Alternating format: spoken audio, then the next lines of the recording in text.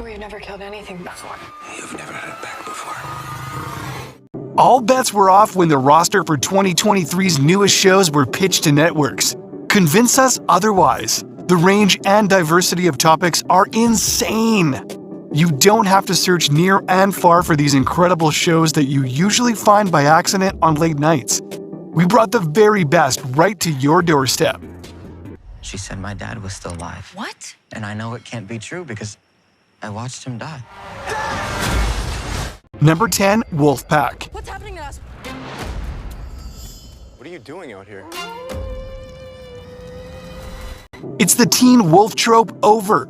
Nope, never. If you come from the world of Teen Wolf and the Vampire Diaries, then Wolfpack will fulfill the hole those shows' ending left behind, and stand out on its own in the meantime.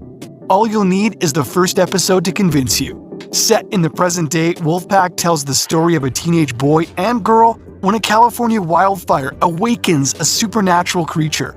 Unlike most supernatural shows, these characters actually barely know anything about the supernatural world, which is refreshing. Harlan.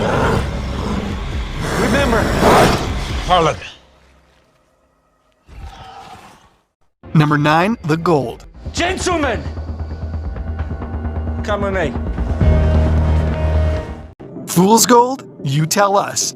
The Gold covers the iconic and notorious tale of the 1983 Brinks Mat robbery, during which a total of £26 million worth of gold bullion, diamonds, and cash were stolen right out from under the authorities' noses near Heathrow Airport. At the time, it was history's biggest and boldest robbery. See it unfold in real time and with incredible performances. This group has accidentally stolen the bars and is now working to launder them without getting caught. The dialogue is whip sharp, the direction is top-notch, and the panic is real. It's all gone. The money and the gold out into the ether. It's like it never happened. Number 8, Harlan Coben's Shelter. She said my dad was still alive. What? And I know it can't be true because I watched him die. Mickey is afraid, and we kind of are too. See, Mickey's life in New Jersey is nightmarish.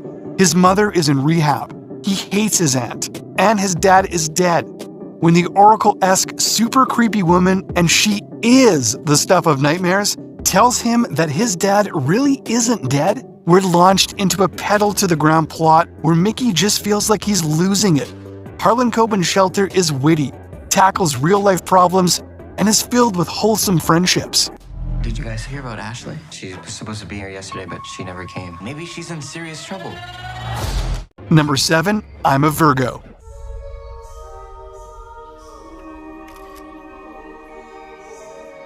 Can I have 7 Bing Bang burgers, please? If you're a Virgo or have ever dealt with one, then you're likely to love this show. It's a coming-of-age story. Cootie, a 13-foot-tall man, is searching to escape. Along the way, he stumbles upon personality-making situations. As an awkward, he meets his idol, finds love, finds platonic love.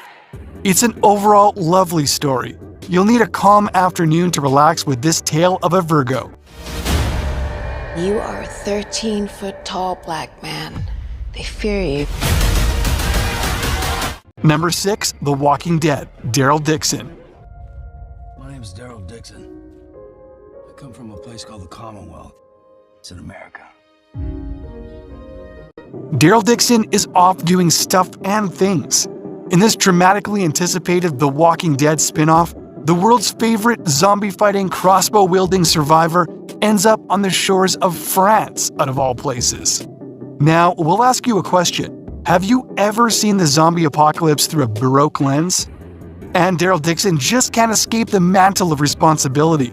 Not only did he wade neck-deep into the politics of an autocratic movement, but he's also torn between trying to get back home and helping Laurent, who may or may not be the next Messiah. And the zombies. It's not just politics here, but a real threat again. Oh, and Daryl has a flail. He's ready Ready for what? to lead the revival of humanity. Number 5, American-born Chinese. This is Wayne Chung. He's a new student and he's Chinese, like you. Okay. The boys meet Marvel meets everything everywhere all at once. But it would be a disservice to compare American-born Chinese to anything else, even if it has the indelible Michelle Yeoh in the cast. We have Jin Wang, a teenage who, Percy Jackson style, finds himself face-to-face with Chinese mythological gods. And what could go wrong with that? The action? We miss tense, high-stakes fight sequences like this.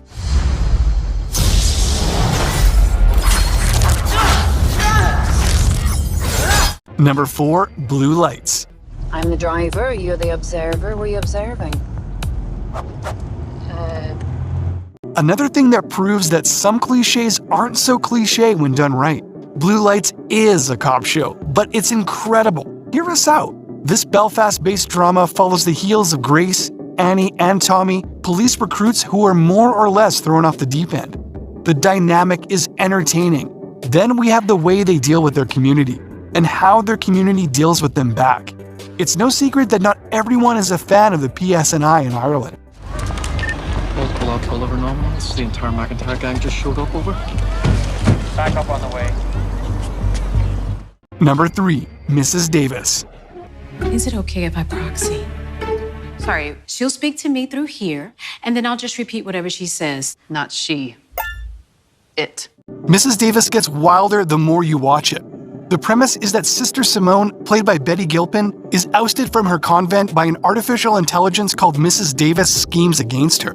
Sister Simone embarks on a warrior nun-esque mission to seek revenge on Mrs. Davis. But the road to revenge leads elsewhere, a search for the Holy Grail. She enlists the help of Wiley, her ex-boyfriend, and a resistance movement leader. Can they rise up against the machine? Mrs. Davis feels like an insurmountable threat, one step ahead of them every time. She wants to talk. Talk to you. If I say no, it's just gonna send someone else, isn't it? Probably. Number 2, Deadlock. Eddie Redcliffe is my name. The first 24 hours of an investigation are crucial. He was discovered 27 hours ago, ma'am. Welcome to Deadlock, Tasmania. It's gorgeous, but it also has a suspicious, frankly terrifying string of murders. With a bottleneck sort of setting, you have the quintessential quirky town character, charming setting, and what happens when opposites meet, or are shoved together and forced to like each other. A lot of people were originally attracted to the show for Kate Box from Wentworth, who plays the inimitable Dulcie Collins. But the cast is all around incredible. Eddie Redcliffe, who's played by Madeline Sammy, is the perfect foil to Box. Pamela Robb, top notch. Collins, is that it? Nope, no. A mistake was made. Before we reveal our first pick, let's look at some honorable mentions. And don't forget to subscribe and hit the bell icon. XO Kitty. What is happening? What? I've never seen a girl crash into a dessert tower before? Rain Dogs. You can't stay here. I promise you, I will write us out of here. No, don't promise. Just try. My Adventures with Superman. What was that? Superman! I'd like to interview you for the Daily Planet. Sorry, no comment. Bupkis. Wanted to spend a little time with my grandson. It's what it's all about. You're not supposed to smoke here. Number 1, Extraordinary. I don't know why I just told you that. It's my thing. We all played this scenario at least hundreds of times as kids. What would we do if we suddenly got superpowers? Jen embarks on a tumultuous journey to uncover her superpower in a big, confusing, and often unfair world. Jen is the desperate kind. Her job is banal. Her hookup flies away after they get together. And her relationships are falling apart. Despite this, the thing about Extraordinary is that you don't feel that bad for Jen, but you have an incredible time watching her stumble and learn. Technically, the plot isn't so much about finding her super abilities than it is about learning selflessness. All right, I'll see you around then. Yeah, maybe. Maybe not. You shouldn't buy that milk. It's open. And those are the top 10 best new TV shows of 2023. What did you think? Did we miss one of your favorites? Let us know in the comments below.